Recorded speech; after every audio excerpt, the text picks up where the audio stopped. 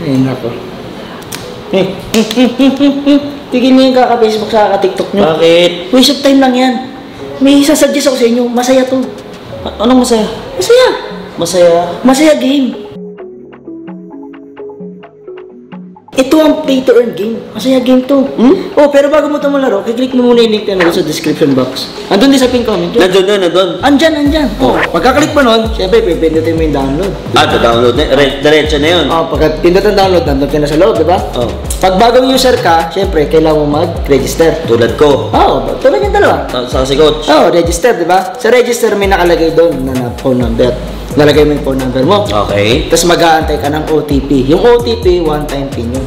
Lagay mo, di ba? Okay. Tapos maglalagay ka ng password. Okay. Tapos lalagay mo yung referral ID. Ano yung referral code natin doon? Andyan din. Andyan. Nasaan? Ayan. Nandyan sa description, saka sa pin comment. Okay. Pagka-click mo nun, din nasa loob ka na ngayon. Okay. Ayan, nakikita mo naman. Mayroon pang free draw ka agad. Ang ganda. Pagka-click mo, di ba? Pwede yan. Tapos dito, ang maganda dito, hindi ka lang basta player. Oh. Pwede ka rin maging agent. Paano maging agent? Ito lang. Yan. Tapos meron kang komisyon. Ayan, no? Nakikita mo yan mo yan. Tapos ito na Coach, okay to. Dito mo. Oh, ito, maganda. Tapos dito, ang maganda dito, magka-cash in ka, di ba? Oh. Pag nag-cash in ka, meron din sa baba, how to cash in. Tuturuan ka ba nito? Kahit anong pwedeng gamitin ko sa pang-cash in? Gcash lang. Gcash lang, okay. Gcash lang. Pinaka-cash in ka na. Ang kagandahan dito, meron kang plus 50. Plus 50. Pag nag-cash in ka, kunyari, meron kang kinash in, may plus 50. May dagdag. Bonus. Ito na tayo, okay na. Okay na. Gets ka na. Kasi alam mo, paborito ko dito? Ano? Yung toss sa coin. Bakit? Napakadali lang yun. Dalawa na ito bibili mo eh. Oh. Diba? Ulo saka ibon lang, diba? Oh. Yun lang. Ulo lang yan saka ibon. Okay. So 50-50. Ipinunti ka. Dalawa na pagpipilihan mo eh, diba? Ito mo, sample lang kita. Dito tayo.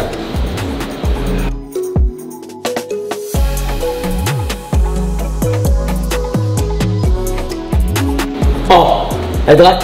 Ayos O para play safe na tayo ngayon, exit na tayo. Cash out na tayo. Ganun lang yun? Ganun lang kadali. Cash out na. Ba't ka ganun ng ganun? Kasi siyempre natutuwa ako eh. Meron ka ba? Natutuwa kasi masaya nga ako. Ay, naku. Masaya ako. Kasi nga, masaya game. Oo, kaya yan mga kapatid, download yun ang Masaya Game.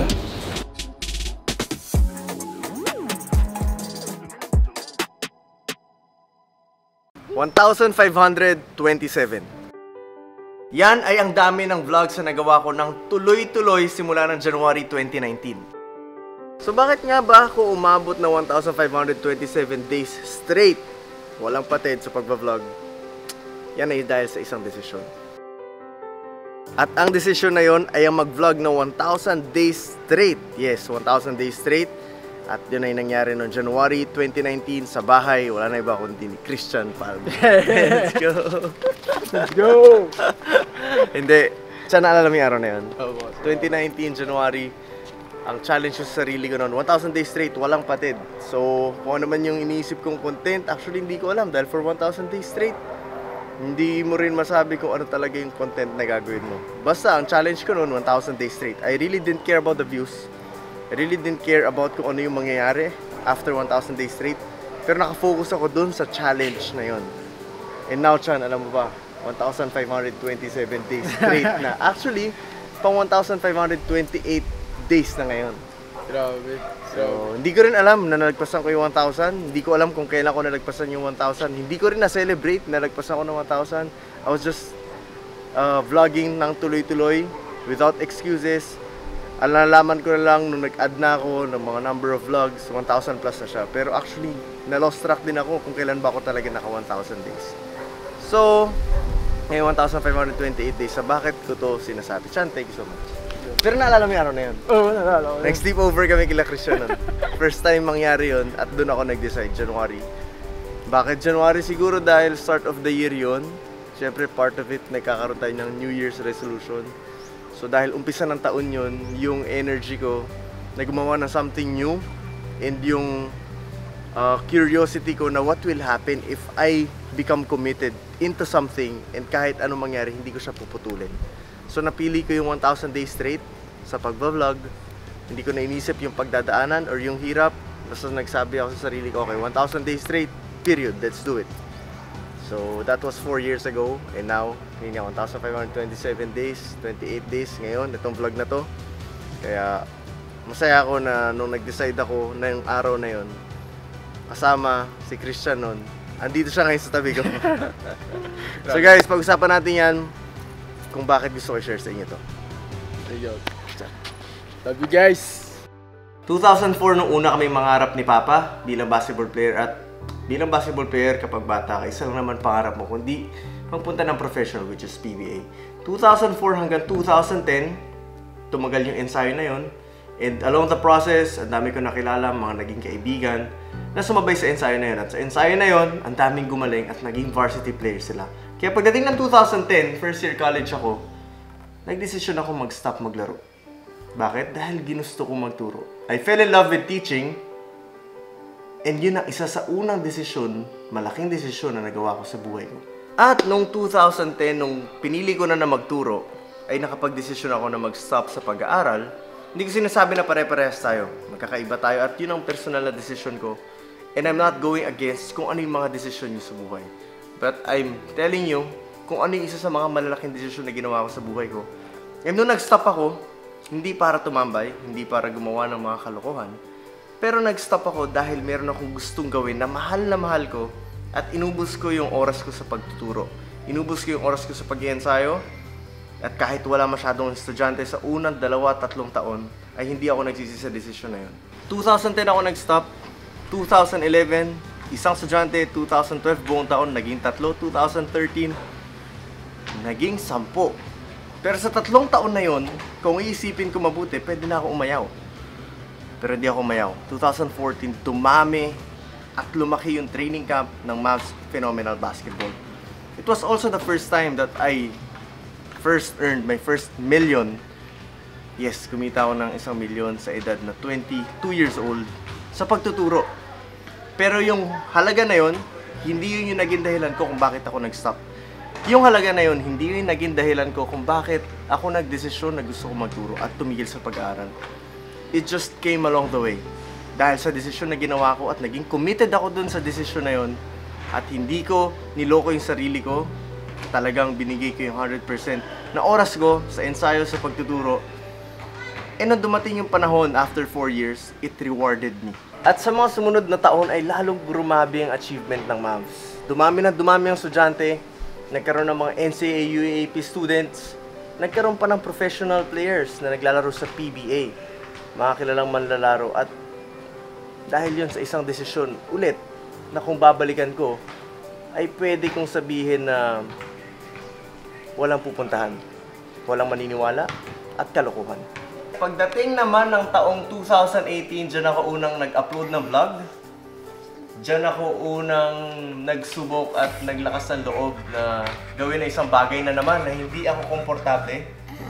Na kung aalalahanin ko ay halos katulad ng desisyon ko noong 2010, nung tumigil ako sa pag-aaral para gawin na isang bagay na hindi sigurado. Pero ako, naniniwala ako dahil nakikita ko yung sarili ko doon. 2018, first uploaded the vlog pero hindi pa daily. Sinubukan ko lang. Isa na naman yun sa mga kahinaan ko dahil camera shy. Pero sinubukan ko, unti-unti, nagustuhan ko, at ang una talagang dahilan kung bakit ko ginawa yun is to be able to share kung ano yung tinuturo ko sa mas malaking platform.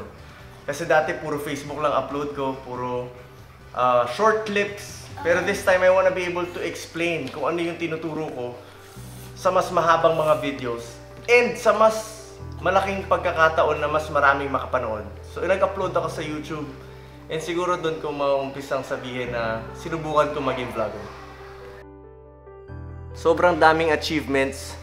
Kung babalikan ko, simula na nag-decide ako na magturo at talagang mag-go all in. Gawin yun ng buong puso ko, pagtuturo at pag-iensayo. Sobrang dami niyang nagawa. Na hindi naman ako nakatingin sa kung ano yung makukuha ko. Nakatingin ako doon sa effort na kailangan ko ibigay everyday para maging committed ako. At para maging consistent ako dun sa ginagawa ko.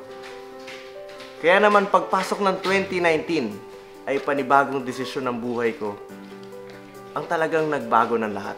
At yun ay ang desisyon na mag-vlog ng 1,000 beses na tuloy-tuloy, walang patid. na ngayon ay nasa 1,500. 28 days na tayo. Basta 1,000 araw guys, mahigit 1,000 araw at tuloy-tuloy na pag-upload sa YouTube ay nakatayo na tayo dito sa bahay natin sa Angeles, Pampanga na may sariling basketball court. Full court na kung saan dating pinangarap lang dahil nag-umpisa kami sa kalsada, sa garahe, sa sala, pero lahat yon ginagawa ng paraan. At ngayon meron tayong sariling court, ay binabalikan ko kung ano yung mga naging desisyon ko na talagang bumago sa buhay ko. Yun ay isang commitment na whatever happens, no excuses, I'm gonna do it, I'm gonna go all in. At hindi ko tatalikuran yung desisyon na yun. Yun ang tumatakbo sa isip ko araw-araw bago ako nakarating sa punto na to, na kung saan ang dami nyo na napanood, nadayo, nakalaban natin ng mga ex-PBA players, current PBA players, pinakamagagaling na players sa buong Pilipinas. Papasaya natin yung mga tao, naikot natin at nalibot natin ang buong Pilipinas sa paglalaro ng basketball kahit hindi naman kami naglaro professionally. And I believe that is history sa larangan ng basketball. Nakakreate tayo ng grupo na naging inspirasyon na hindi kinakailangan tumungtong sa PBA, MPBL para maarating yung tuktok na inspirasyon na pwede nating maibigay. Nag-umpisa sa maliit na pangarap. At siguro kaya ako ginagawang video na to dahil ang bumabago lang naman sa buhay ko ever since ay ang mga simpleng desisyon, pero pag pinagdesisyonan ko ay ginagawa ko talaga. At kung bakit ko gusto sabihin sa inyo, dahil baka nahihirapan kayo, baka hindi nyo alam kung ano yung mga dapat yung gawin. Ang gusto ko lang sabihin sa inyo, pumili lang kayo muna ng isa. At pag nakapag-desisyon kayo na ito yung gusto nyo, dito kayo masaya, mag-commit ka dun sa desisyon na yun. And do it for a very long time. Commit yourself. Be consistent, number 1. At huwag mahabulin yung magiging resulta. Dahil lahat ng magiging resulta na yun ay magdedepend sa kung anong effort at consistency yung ilalabas mo. Bago ko umabot dun sa punto na magva-vlog ako, 2010 hanggang 2018, 8 years kong tinahak yung pagtuturo nang hindi naghahangad ng kapalit. Pero dahil sa puso na inilagay mo, 100%, yung kapalit ay dumadating na lang ng kusa. At minsan sobra-sobra pa dun sa hinangad mo. After 8 years, I decided, what will happen? Yun ang tanong ko sa sarili ko eh. What will happen after 1,000 days straight?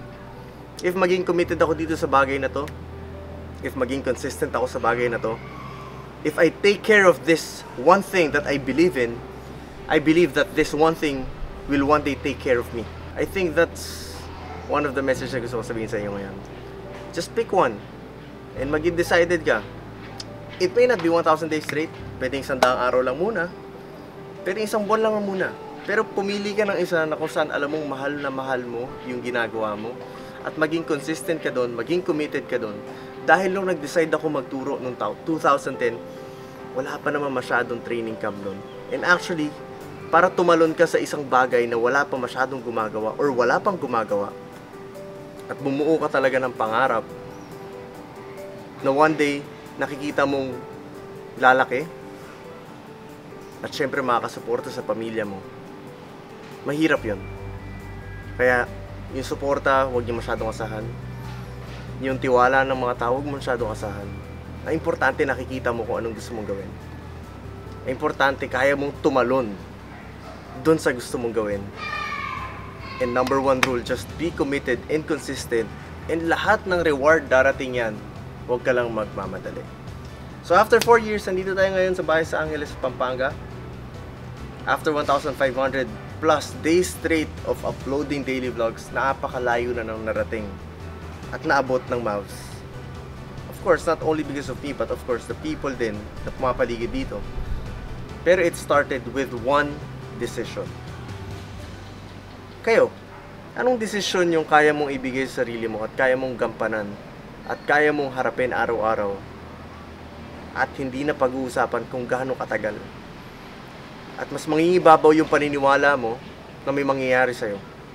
Ano yung isang bagay na yun? Dahil yung isang bagay na yun ang pwedeng bumago sa buhay mo. Katulad, yung isang bagay na yun na binago ang buhay ko.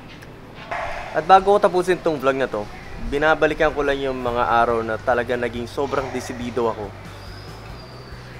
para baguhin ang buhay ko. Which is 2010, when I started teaching, that was a big leap of faith. 2019, when I started vlogging and challenged myself 1,000 days straight, that was, again, a leap of faith.